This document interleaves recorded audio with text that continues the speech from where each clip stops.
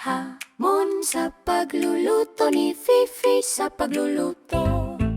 Nagluluto si Fifi ng bago. Tarararararara. Sa kusina natupad ang kanyang mga pangarap. Isang hamon sa pagluluto na handa't niyang manalo. Kasama ang kanyang husay sa lasa at pampalasa. Simula na ang pagluluto. Tumitik ang orasan. Papunta na si Fifi sa kusina. Handa na siyang maghanda. Ang kanyang mga sangkap masigla at sariwa. Kaunting pampalasa, isang lasang magpapapresko. Ang mga lasa ay nabubuhay sa bawat pag-ikot.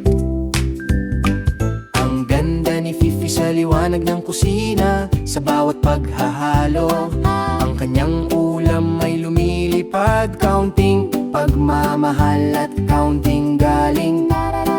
Ang kanyang mga pangarap sa pagluluto ay lumulutang sa hangin.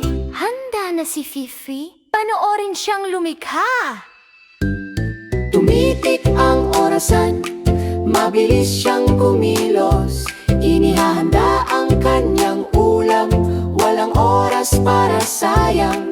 Naghihintay ang mga hurado, namangha ang mga tao. Matitikman kaya nila ang mahika sa kanyang batas sa pagluluto. Ang huling haplos, ibinibigay niya ang kanyang pinakamahusay.